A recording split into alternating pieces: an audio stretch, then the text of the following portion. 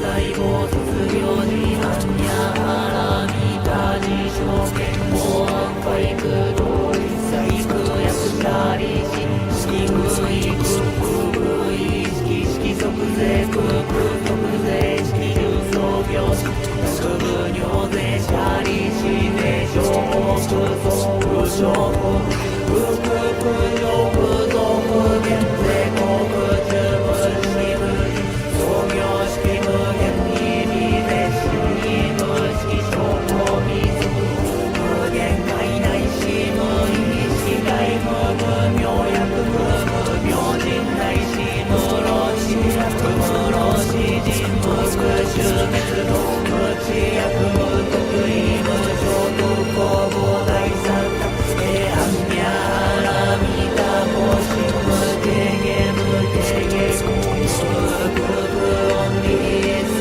善の無足業で完全勝負へ暗夜腹見た僕はの歌三脈三宝大統治暗夜腹見た税大理主税大名主税無上主税無東道主無上一切不真実無法説暗夜腹見た主節終圧やでやであらやであらそうやで法理そわか暗夜心臓今はくは重く思ってあまねくり最にを激し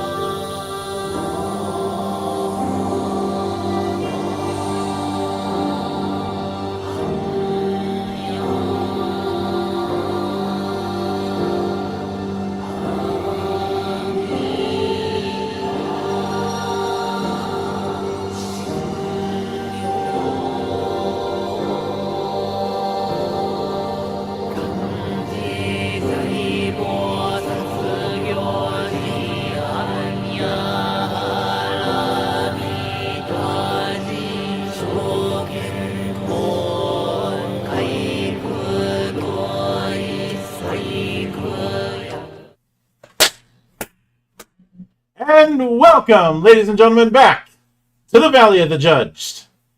I am your one and only gaming monk, better known as Mildra, and with me is my good brother here in the temple, the master of the Wanderer's Library, and the man who recently conquered the black sheep of the Doom franchise, good brother Sieg. Ahead of schedule and still keeping going. Still got a bit of a ways to go, though. Mm-hmm. Yeah, I never played the first mission, so I don't know how well that is. It just seemed like a mission pack. Lost Mission? Yeah, it like I said, it's only 8 levels long, and you can complete it within 2 hours if you're not even trying, which is what I did. Mhm. And Resurrection of Evil is better than vanilla, though the final boss is still kind of bullshit. Yeah, I don't like the Maledict. I never liked the Maledict. Both times I fought him. Mm-hmm. But obviously, last time around we had delved a little bit into Steam Fortress Victory, and now we are back proper with more of Tokyo Nova. Now, as I recall, the last time we tackled things, it was on the core mechanics, where we got to see how the card system kind of worked in a broad sense, and the fact that developing skills is less about adding in a number and more about what suits you can use when doing an action. Make things easier on yourself, but now we're getting into the fighting parts. Mm-hmm. Yep. So this week we'll be getting into the way combat works as well as the rules for riding, which is apropos given that the sample character we built a while back had Kaze as one of its outfits. I wonder how this is going to all work out. Mm-hmm. So let me zoom in a little bit.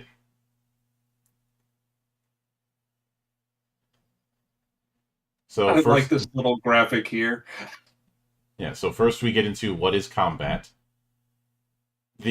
So the first thing to note is we do have social attacks, which is always appreciated. But also the fact that social encounters are described as cuts. Really delving deep into that cinematic flair. A cut is a single round of combat. You have effects that have duration measured in cuts. If you use one of those outside of a cut progression area, it's treated as if it lasts for the whole scene.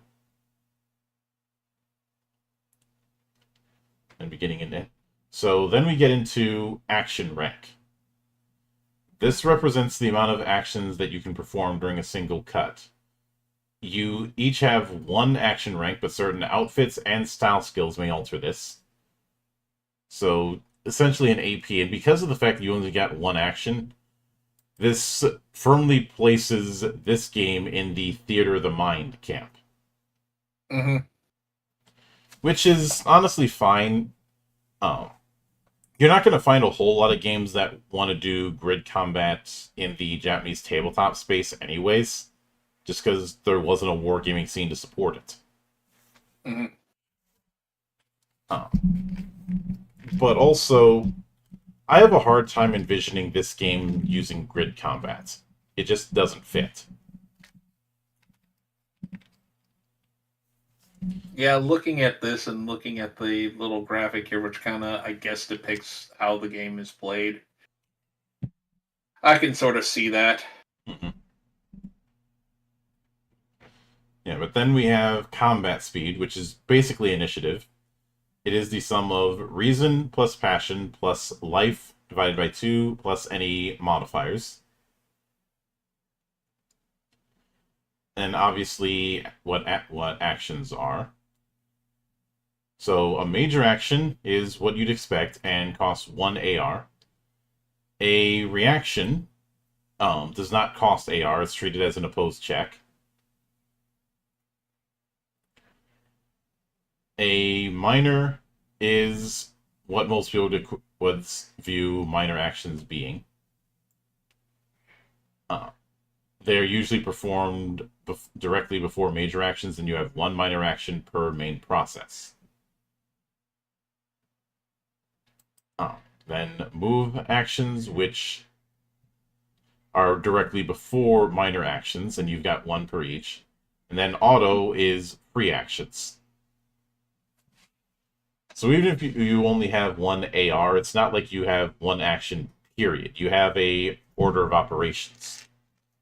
It's just if you have a higher action rank, you're going to get more of those orders of operations. I'm just glad that even with the limited setup, you don't have to choose between moving and acting. Yeah. And yeah, I can see the image you're talking about. That is very much showing a bunch of in-universe characters playing the game. Very, very meta. Very play unsafe. But then we have the cut progression process, starting with a flowchart of it. The cut progression begins, then combat prep, then the loop of setup, initiative, main process, restart initiative, cleanup. See, I'm looking for the. It's like, okay, you clearly play a scene card, and I'm like, I wonder if that's if it's a major arcana. We already kind of talked about the scene cards a couple weeks ago. Yeah, those kind of scene change effects that you can use, and those would use the major arcana. Because I was going to draw one for kind of help illustrate a little bit. Yeah, we did that a couple weeks ago. Because each one is of course tied to one of the styles, and that's going to mean context is king.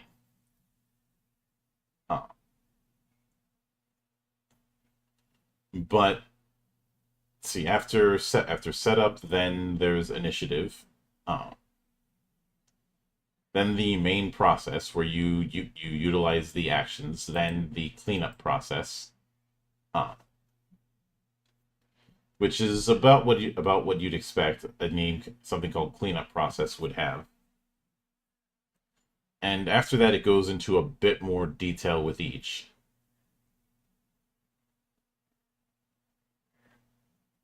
And then we get the main process proper. And thank you for the follow, Mr. Tankman. Hope you enjoy the madness.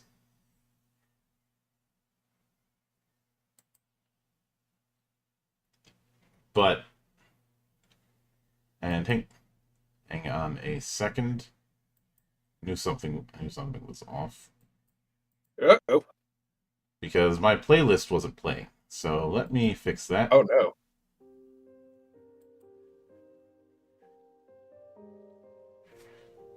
Okay, should be fixed now. But anyways, you do have move action. You have move, as mentioned. And instead of saying, okay, you can move this amount, you have range steps. You're essentially moving between those range steps. Though you can normally only move one range step, but some vehicles, skills, and the like will let you move further. And this kind of flexible range is pretty standard in games like Savage Worlds, or most Theater of the Mind kinds of games anyways. Mm-hmm.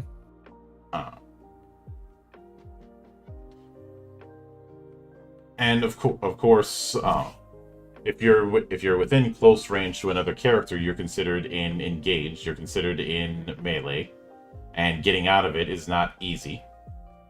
Nope.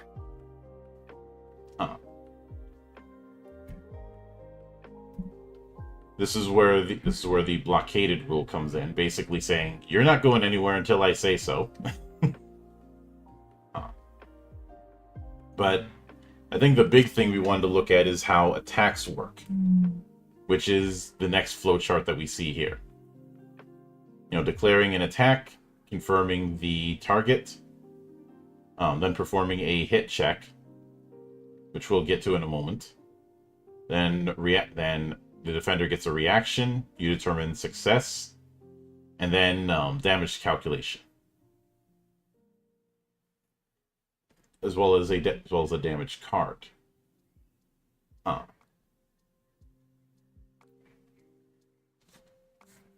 Basically, you are drawing an extra card to determine what the total damage is. It isn't set on just the weapon that you're using. Yeah, it looks like outfits and other skills come into play when you're calculating damage. Mm-hmm.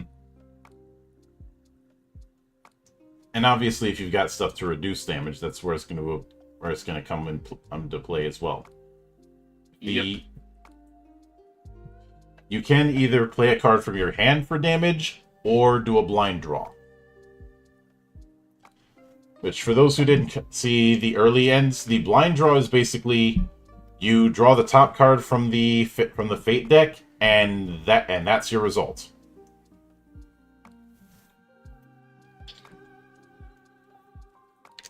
Which does make it a bit of a risk because you don't get any takebacks. Mm-hmm. If you declare blind draw, you can't take it back and then say, "Oh, I'm playing one from my hand."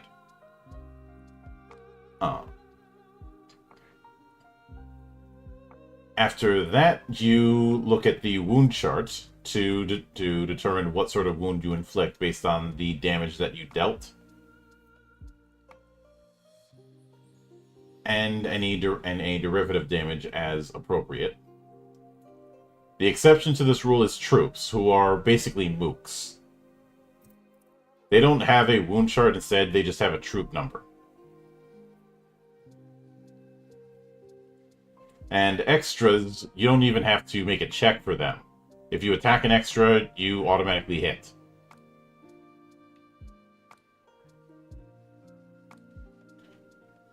But after that, we have bad statuses, so this is going to be your debuffs. They are only active during cut progression and are typically cured at the end of it. Let's see, we have panic, poison, pressure, weakness, capture, doped, and falter. But like I say, these are basically debuffs, and a lot of them are recovered at the end of this scene, which I'm actually glad for, because it means that you don't have to bother tracking them. I know I track them in Legend Edition, but there's a method to the madness there. Right. This sort of you've either got it or you don't is more akin to the Mega 10 RPGs. But then we have critical wounds, special wounds within the wound chart. These ones make it so that you can't participate in the battle.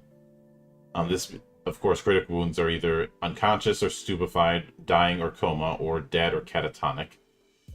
And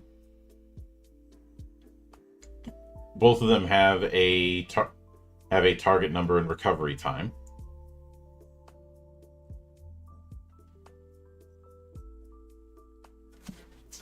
But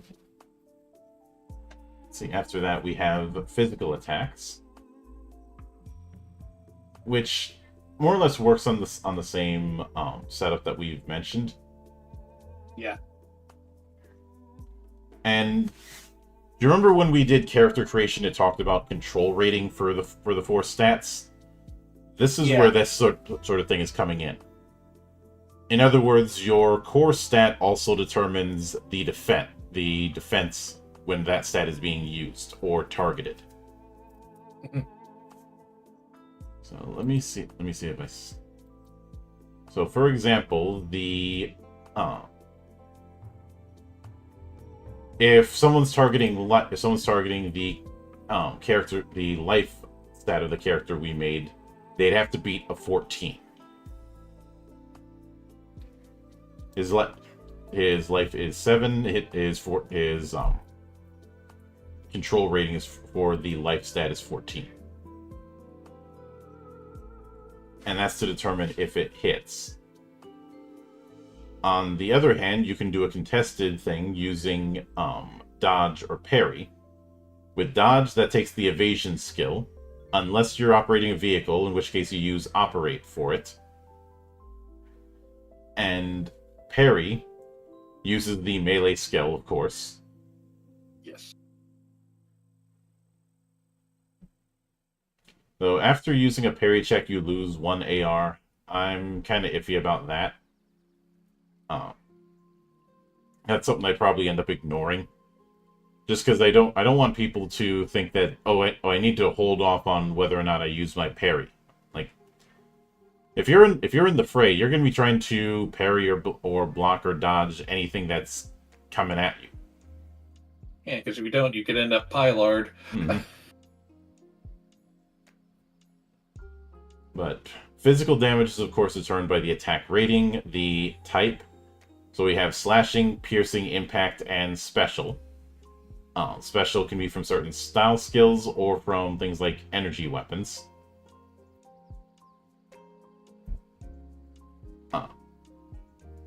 And then, of course, armor outfits reduce the damage. There's no... Oh, your plate mail makes it so that enemies miss you more.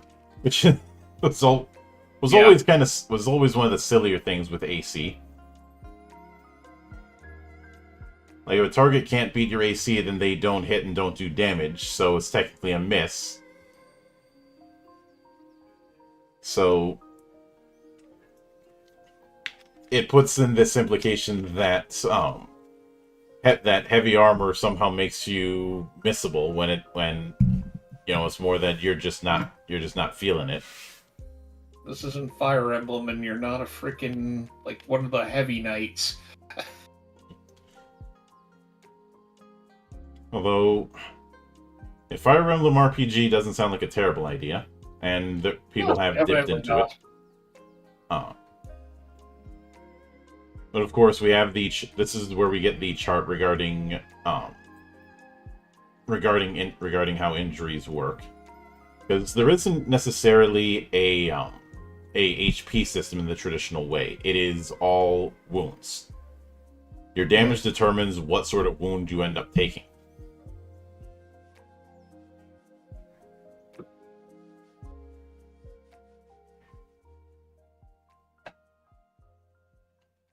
Good. And Amoran goes, I like to think of it as the attack glancing off the armor. Unfortunately, they don't say that. So, Yeah. I know people like to dance around the whole implied thing, but much like how the dice roll doesn't count if it rolls off the table, if it's not in the book, it doesn't count.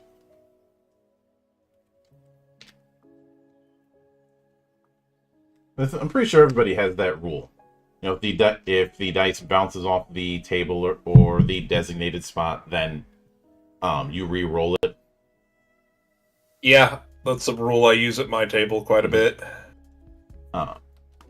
After a while, I got sick of it, and I set up a wide bowl. I set up a wide bowl and say, "Okay, roll here." And for those games where we had to use shitloads of dice, I improvised using a Beyblade arena. Nice. But then we have full auto attacks, which is used with weapons that are full auto capable. They'll usually have a FA initials in their thing saying how full auto capable they are, and in this case it basically increases the total damage. But if you use full auto, you are taking up more ammo. I mean, you got to make sure it's dead, so you might as well empty a full clip into it. Mm-hmm. Yeah. But reloading is just a minor action. And unless otherwise specified, your ranged weapon has plenty of ammo to reload it with. In other words, they're taking the approach that I do, where ammo is infinite, but clip size isn't. So you operate kind of on SMT rules as far as ranged weapons. Yeah. Mostly because if I will note that the exception that I make is with certain story-appropriate specialized ammo. If you're dealing with anything but base bullets, then this rule applies. To give some sort of impact to if someone's using, say, incendiary ammo as opposed to just basic stuff. One thing I've noticed in this thing is reloading's not something a lot of games touch on, even on all the things I've done. Mm-hmm. Personally, I think there's some possibility. A lot of games that do have reloading will have it as like a minor action or something like that. Some will go a little bit further in that you have to reload and ready the weapon. I've seen some games try and do that kind of thing with crossbows to try and quote unquote balance out how much damage crossbows can do versus a regular bow. Which that might be realistic, but I'm not sure if it's fun. Because have you ever tried to use one of those manual cranks for a crossbow?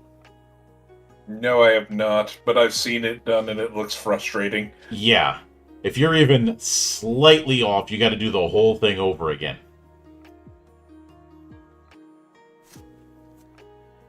And I could, in the same vein, I've seen, I could see that kind of thing when it comes to reloading, say, a gunpowder weapon, because it was considered a miracle if you could do more than one shot in a minute in the pike and shot days. Just because of all of the steps you have to do in order to reload, say, a musket.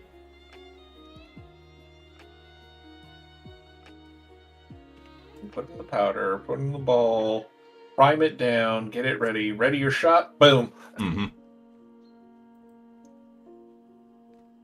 Yeah, and imagine trying to do that in about 30 seconds. Yeah, that's not happening. And I often bring up that scene in Glory where somebody who seems a decent shot learns the hard way that they're not that good under pressure because they have to be expected to fire 3 shots in a minute. Mm-hmm. But obviously, after that, you have You have the idea of stun attacks, which is essentially holding the thing back.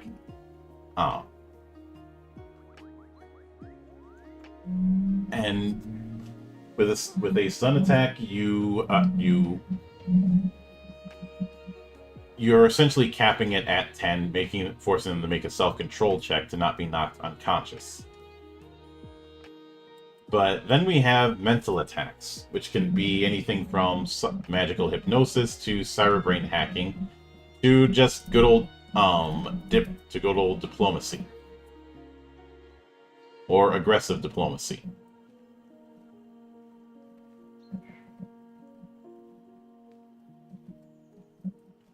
However,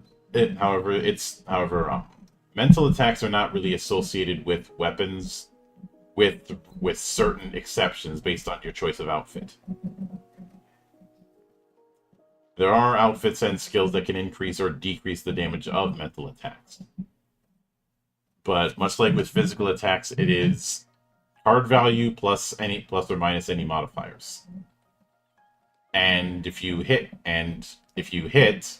much in the same way as if you hit with a physical attack, you do have the wound chart.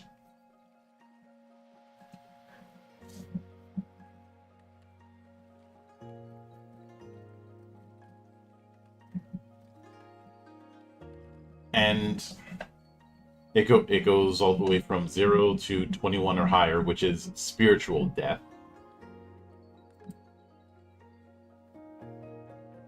sending a soul to the Shadow Realm in a matter of speaking. Mm-hmm. Yep. That has got to be a terrible way to die. Mm-hmm. But Persuasion Attack is kind of the mental version of Stun. Just instead of being stupefied, the target is persuaded by the argument. Though I do like that they point out, no matter how sound the argument may, there are certain things a person just can't be convinced to do, such as throw their lives away or betray their fundamental ideals. I liken that to the whole, like if somebody's charmed in some games, no matter how charmed they are, there are certain things they just will not do. And hello there, Desi. We're doing well, just going through the combat and writing rules in Tokyo Nova. Nice to see you in the chat. She's been coming to my streams quite a bit. Mm-hmm. I'm glad to see her here too, because I told her about this. Yep. And of course, the GM has the right to refuse any persuasions, especially on certain guests or troops. And we have social attacks, which work in a similar way. But they cannot be made during cut progression. They're instead made as backstage checks.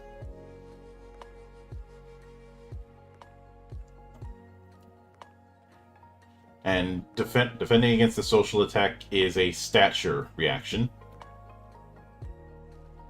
The big downside with social attacks is that you only get one chance per scene. But resolving and reducing soul damage works in the way it's worked in the other setup. But you can spend credits to reduce social damage on a 1-per-1 basis.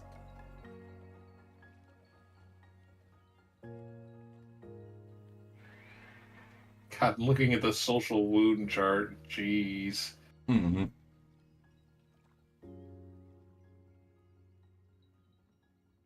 And the worst case is Erasure.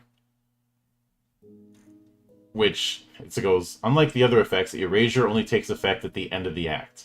If a character has the Erasure status at the end of an act, the character has been erased from society and is destined to fade away into the darkness, consigned to oblivion.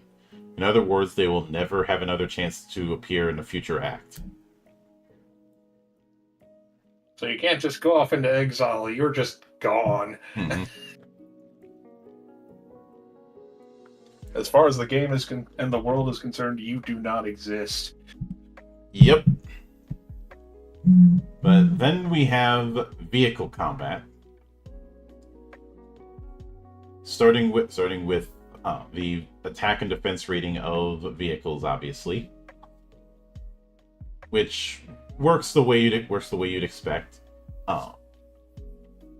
Attack is used as extra damage when the vehicle is used as a weapon, and defense rating is applied to the control rating for operator and any passengers. This value denotes a penalty to all the operator's control ratings when operating the vehicle. It represents how difficult it is to control the vehicle, and the more unwieldy and large the vehicle is, the higher the control penalty is. Oh, sorry, that's the control rating mod. There was a bit of a typo there where that wasn't separated, so it's not in the same category as defense rating. SF is speed factor and is how fast the vehicle is.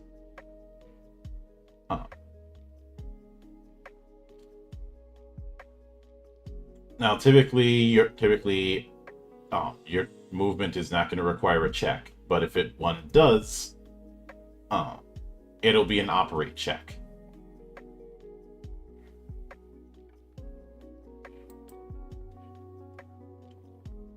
And again, there's some weird break lines, which I would be harsher on if it weren't for the fact that this is a fan translation. These kind of things are going to happen. The translation is still in progress. So you do have to grade on the curve when it comes to these sort of things. Now, if this was an official translation that I spent money on, those things I would be highlighting more. But the speed factor comes into play with move actions because that determines how many range steps you can move.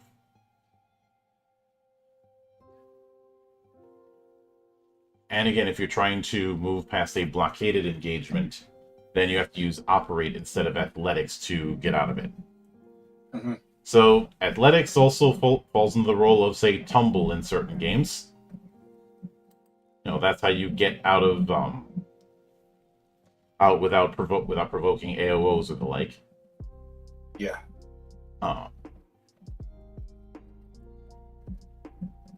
But when it comes to doing an operate check, you can move. That can allow you to move the vehicle a number of range steps equal to the result divided by 10.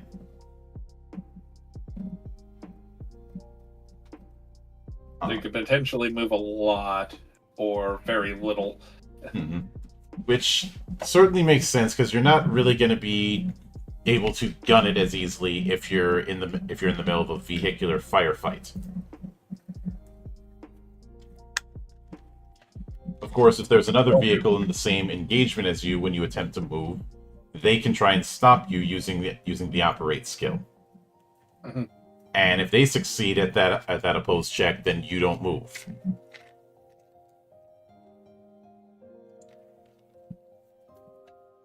You can also use operate to make essentially a dodge check.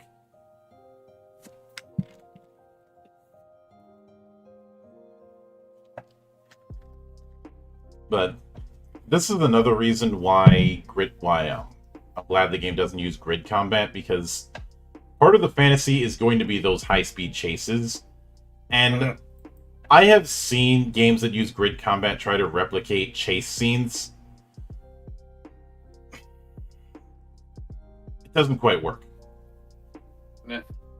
I kind of imagine a scenario too where a bunch of people are fighting on the ground and then like someone drives in with like a getaway car or something like the character we made, and then they're just trying to speed away.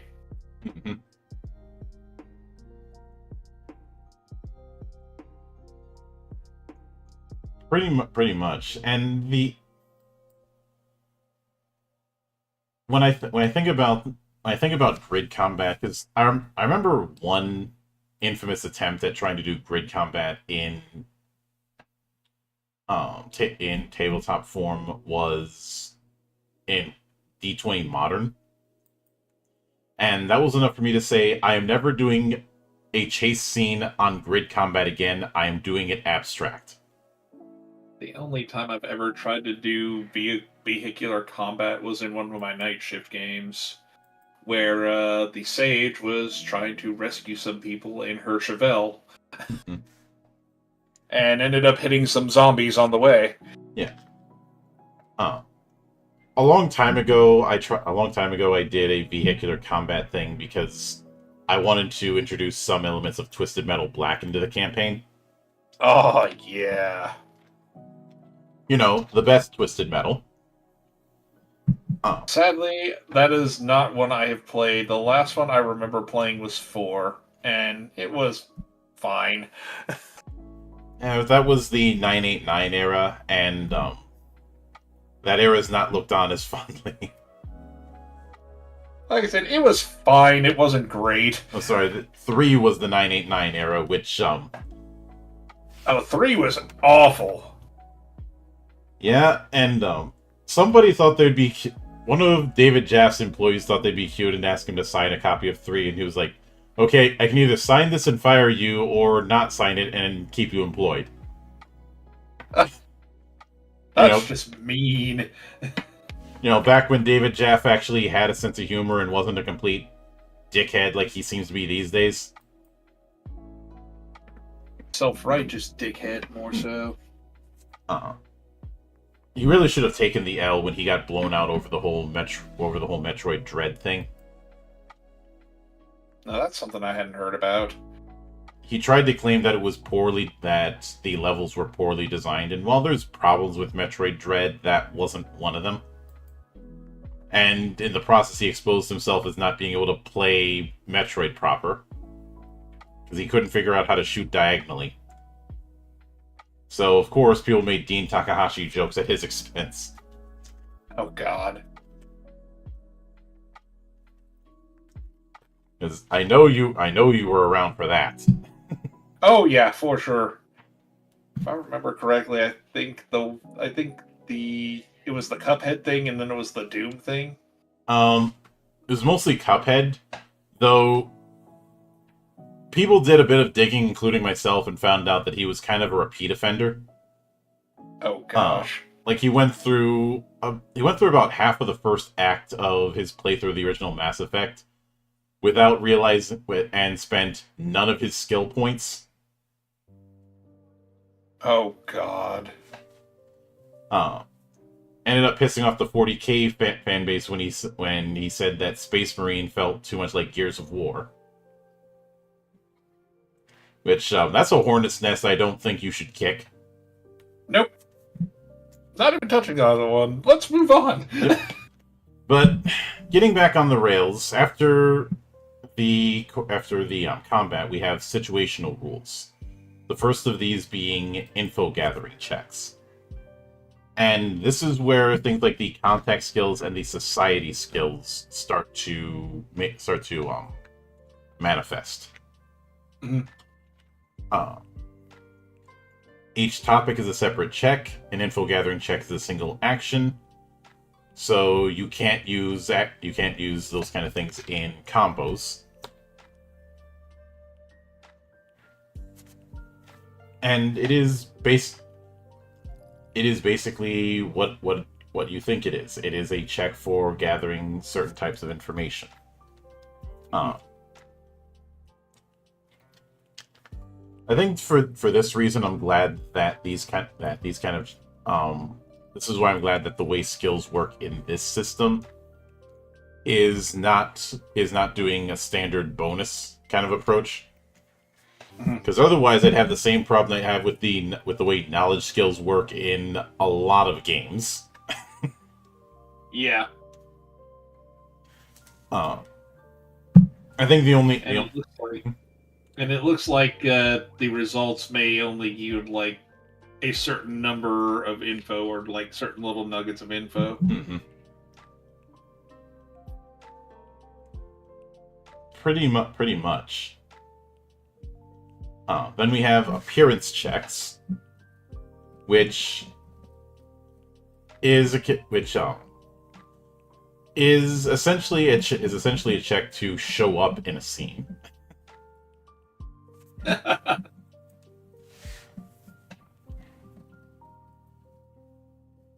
Though it can have other uses. Appearance checks are usually used with a society skill or a contact skill. Because no two people are going to be in the same place. Mm-hmm.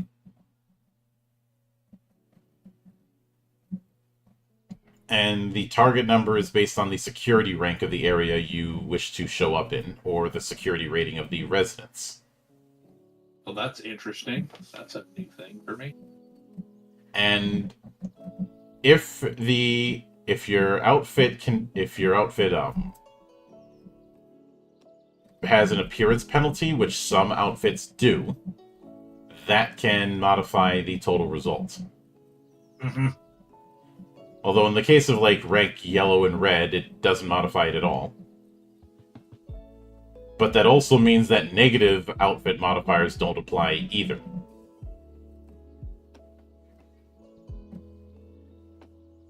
On the other hand, if you try and go into a white zone, not only do you have a high target number to pass, but your outfit modifier is doubled. Which, if you're dealing with stuff that has a negative outfit modifier, which is usually heavy weapons, mm-hmm.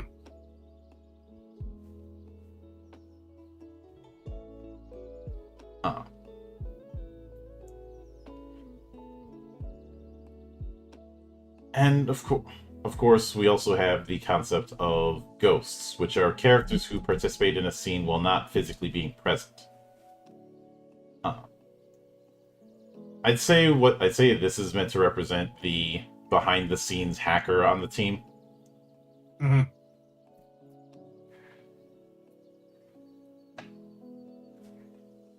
Not just that, but it could be for like I don't know, in case like the face is meeting one of the contacts or is, trying to get some information off of them. Mm-hmm. Yeah. We also have buy checks. There's moments where a cast member may wish to buy an outfit, intel, or some other resource. This is a stature skill check against the buy rating or the target number of the info pieces they wish to acquire. On a success, you obtain the resource. On a failure, the resource is either unavailable or you can't afford it. At this time, you can increase the result of your check with credits. You can also do a buy check by just not playing any cards, but in order to do that, the result of your buy check becomes mundane plus spent credits. In other words, outfits with a buy rating at or below your mundane score are automatically obtainable. This is one thing that I'm actually glad is present, because I think trying to apply standard monetary values to outfits and the like, when so much is abstract, would kind of be a distraction. And what I'm immediately reminded of is the fact that with my system, with Legend Edition, even though we have Gil, we have it as part of acquisition checks, as opposed to having items have their own Gil cost. And that was a deliberate choice. The reason why we did that is because because it is setting agnostic. So what might cost 100 gil in one setting might cost 300 gil in another, and I'd rather leave that up to the table. But also the fact that I wanted there to be as much of a mechanical weight, especially since one of the jobs is the merchant. Right. So they should be able to do stuff with that, but yeah, when it comes to getting stuff.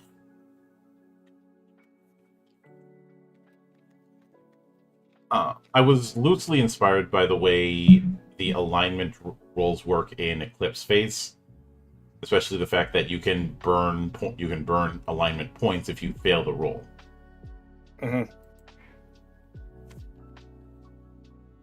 I'd say the only issue I have so far with these skills in Tokyo Nova is I think contacts should be something that's abstracted instead of individual contacts. More of how well you know people in the streets. Like, I'd probably house rule it that contacts aren't for a particular person, but for an area. Because if somebody knows a guy, they don't just know a guy. Yeah. And that guy is probably going to network with an entire area. Mm-hmm. If you look at those old episodes of the original Mission Impossible, you usually see that scene of just looking over a bunch of contact photos on a wall. Mm-hmm. You know, after the message self-destructs, of course. This message will self-destruct. Mm-hmm.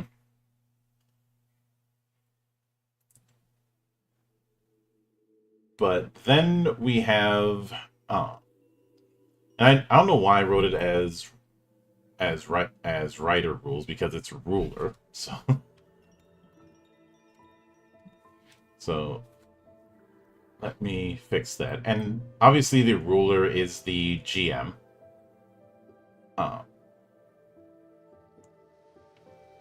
But first thing it's talking about is advice about a good act, as well as mentioning recommended or required styles for that act, which is actually a smart move, because as we saw when we looked at the styles, they can go in a lot of directions, and depending on the kind of story you're doing, some may not be as appropriate.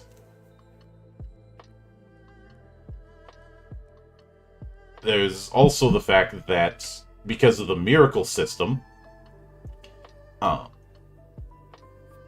each of those is if you've got a cast of 5, that's 15 potential miracles for the party to use.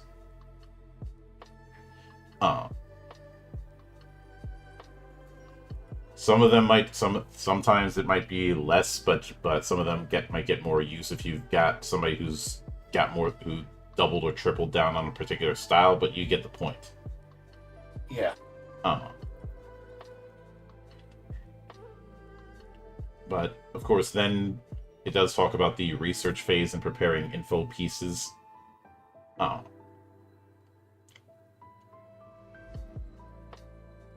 And I do like the sidebar that we have about, in the case of misleading players, basically with red herrings and the like.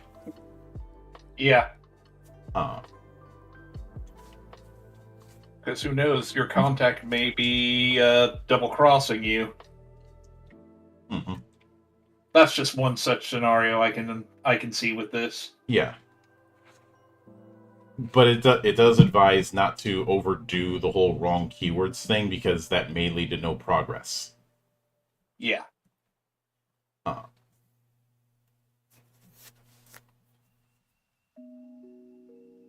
Like, maybe for, like, every 10, you'd have, like, 1 or 2 in there. Mm-hmm. Yeah. After that, it's going into advice on act progression, which is pretty standard. I do like that it says always start with the result. As a general guide. Then going into the ending. And even a section on special house rules that it refers to as act rules, which is a very nice touch.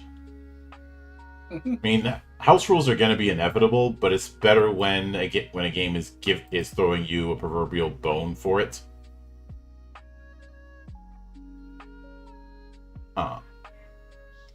But we also have PS rules, or purpose in the scenario. This is where you have things like the win conditions, and I liken them to how I've seen some games have a kind of micro achievement system. Mm-hmm. I.e., this is what you need to do to complete the scenario, but here's some optional things you can do as well if you want some extras. I see it kind of like a battle, how a battle plays out in like Final Fantasy Tactics. Here are the conditions for victory. Here are some other things you can do. Go to it. Mm-hmm. Oh, did you have to? I could make a Plutonia joke about go to it, but I'd rather not go through that level again. I was about to say, no. I've been through that twice already. No. Look, there's a reason I don't do slaughter maps anymore. It's like, there's a reason I don't do slaughter maps anymore, he said, having played Legacy of Rust. Mm-hmm. But then we do get into NPC creation. Which does note that they do get some free skills, as well as the potential of miracles. Though, as a general rule, you're allowed to limit or remove a guest's available miracles. You can also not use the cast cannot use contact skills to have a guest perform a miracle, which is a nice way of saying the guest has access to miracles, but it's their miracles, not yours, so you can't get on them to use it.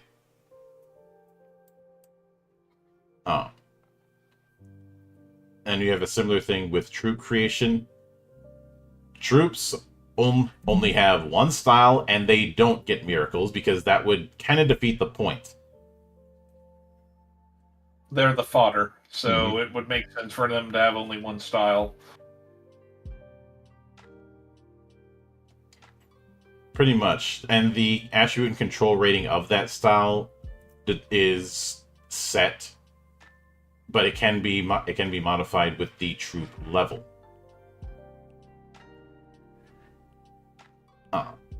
Then, of course, picking skills, picking outfits, deciding troop number, which, as mentioned before, acts as their HP of sorts.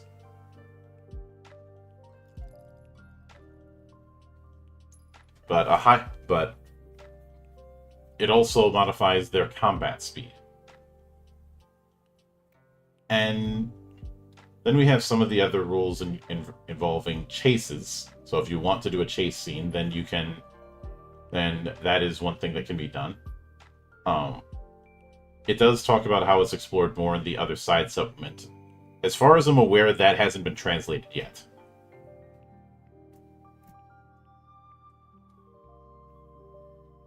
But for the time being, we have a simple version of chasing, which is pretty much using what's already there, just with an expanded range setup. Mm-hmm.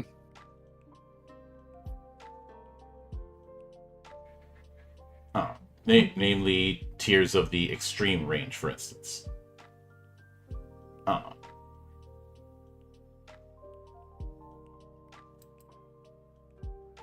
We also have some rules for rebuilding, especially for longer form campaigns,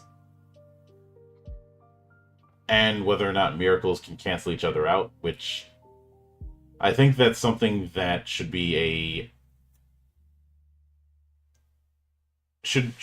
table by table thing. Yeah. Just because there's so many different things you can do with miracles, and they are meant to be a kind of cheat. The big one is whether or not is how miracles work with each other when it comes to the insta-kill ones. And there are ones that can negate that, but there's only these 9 that can do it. But at the end of the day, it's up to the GM's judgment.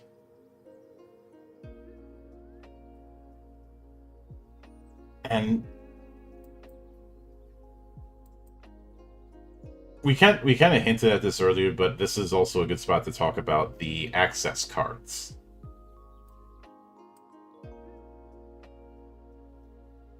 Which did I show you what those end up looking like? Were they at the beginning of the book, or? I don't think you did. Let me get to that. Otherwise, I could have swore I had shown it to you. So let's see. Yeah, I thought you did.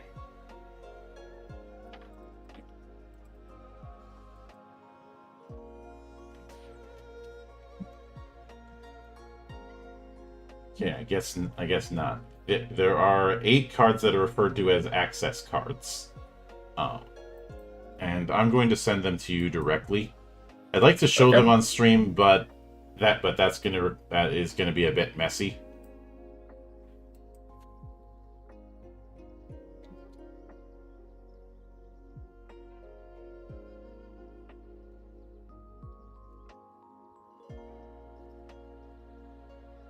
Let's see here. Oh, I see. Said the blind man. Yes. Mm-hmm. And these are meant to be an addition to the tarot deck, but not shuffled within it. And for those who are more veteran role players, the idea of these cards could be considered as redundant. But something that I think a lot of veterans have to keep in mind is that not everybody playing a game is going to be that same level of veteran. Some people are going to need a bit of guidance when it comes to the idea of role playing.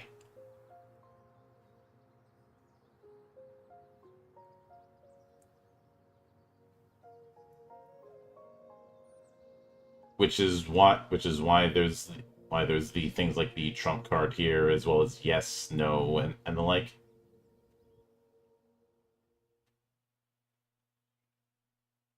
God, that Rager card gives me freaking chills, and I know it's just symbols and whatnot, but it's just like, ugh. Same with the Ghost card. It's like, oh, that's terrible. Mm-hmm.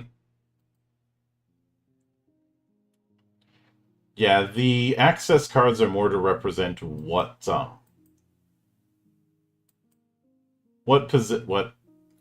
of position people are in the story. I don't know why, but the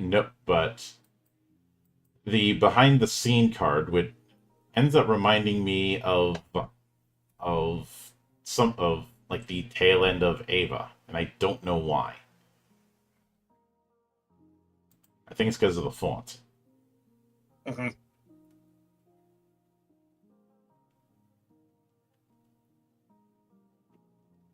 But after that, it does go into scenarios, but as well as the Arcana, which those kind of things are in the skill and outfit catalogs.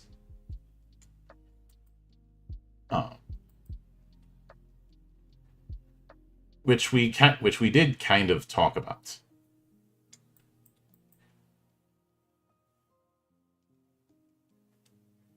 And because that more or less covers everything, I don't think we need to do the Arcana part on the 11th. I think we can jump right into final thoughts. So This gives me a very big Cyberpunk Edge Runners kind of thing. Whew. Although I'd say the world of Tokyo Nova is far more screwed up in terms of what happened to it compared to Cyberpunk. Oh, for sure. But as far as Tokyo Nova as a game, what's been your takeaway? This, I mean, it was like you said, this world is far more screwed up. But man, I'd love to play a game of this. This looks awesome. Yeah. Any thoughts on how the game works, especially with the whole card thing? I don't have much experience with card-based TTRPGs, but it is definitely something I'd be willing to try. Yeah. The rules seem simple enough. Mm-hmm. I think for me the only issue that I have is some of these skills can be a little bit granular, though this is a common issue, and there's the fact that the way outfits work, I think could use a little bit of guidance, maybe some starting packages. I know that there's the starting packages with the sample characters, but I am thinking something like the kit setup that you see some games do. Yeah. Like for a specific style, you could have, hey, this, and this. Yeah.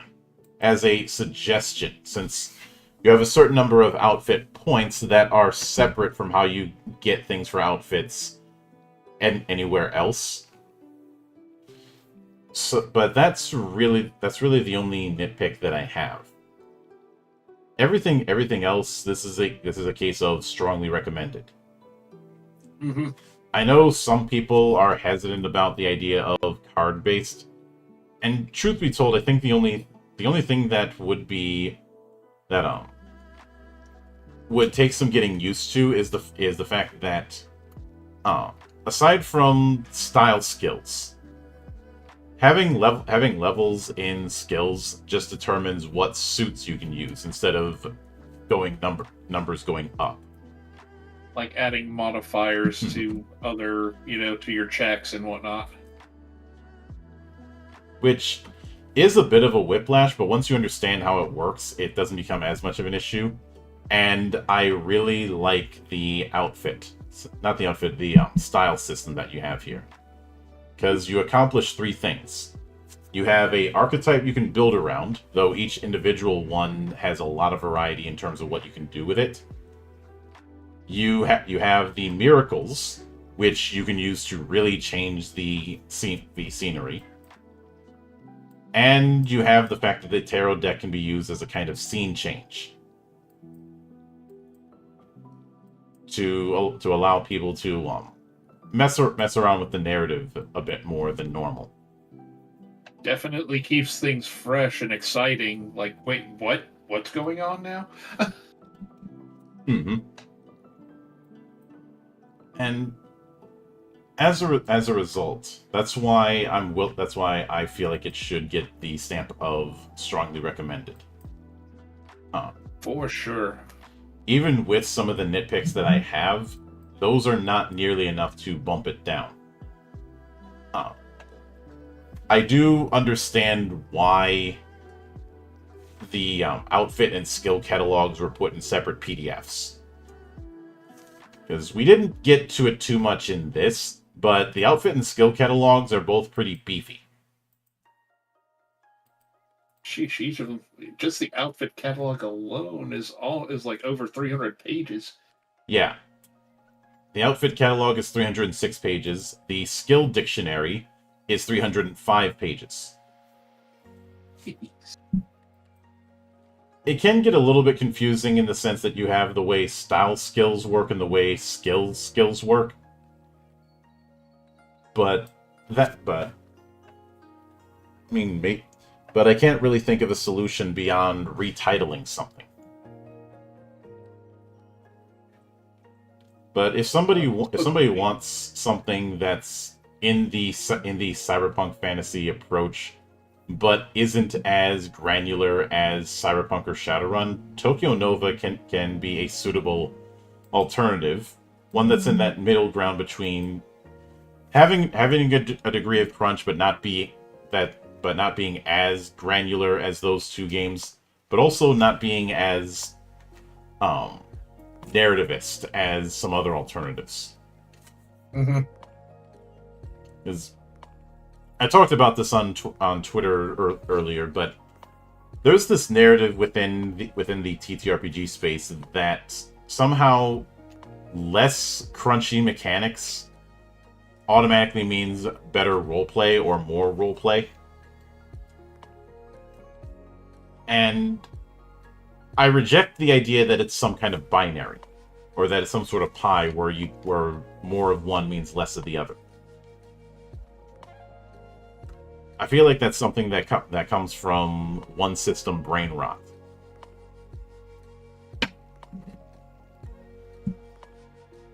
You know, of those folks who only know of one system and that's it. Yeah, I could name two groups of people like that, but I'm not going to for sake of the show and everything. Mm-hmm. Now, because of the fact that we were able to wrap things up here, as opposed to when I thought it was going to wrap up on the 11th, that does mean plans accelerate a little bit. So, tune in next week as we are doing our requisite between season one-shot. But the subject of said one-shot is going to take a bit of a shift. Instead of doing Instead of doing what we initially planned, next week we'll be looking at the quick start for the Space 1999 TTRPG. Which means I'll need to look up some old episodes of that series. Because I'll be honest, the idea of that being done in RPG form, I'm certainly not opposed to it. I'm just surprised it happened. I'm trying not to make the Tim Curry joke.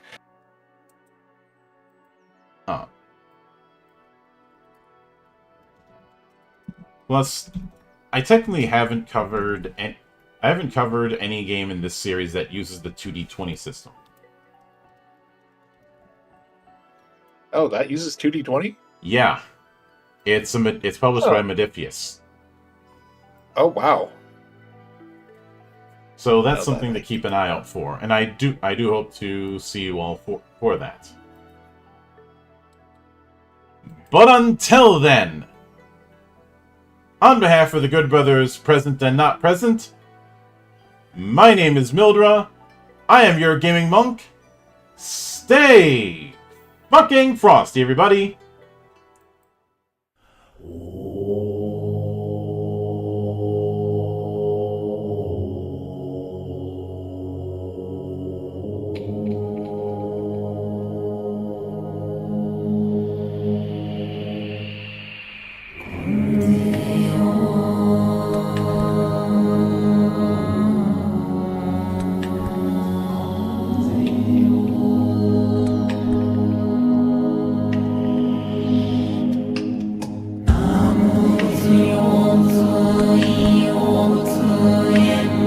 細い上洛が上少年関税を忘年関税を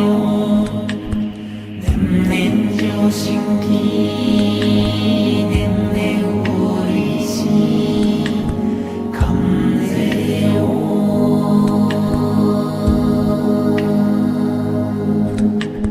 ナモ仏用通意用仏縁無法相上洛が上少年関税を忘年関税を年々上新規年々売りし関税を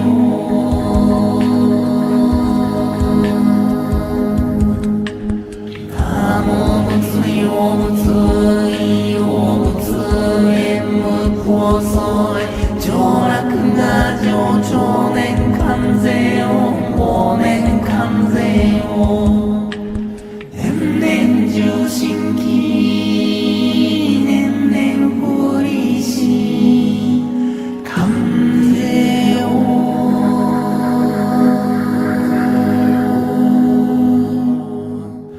ナモ仏用仏意用仏縁無法相上洛が上少年関税を忘年関税を年々重新規年々売りし関税を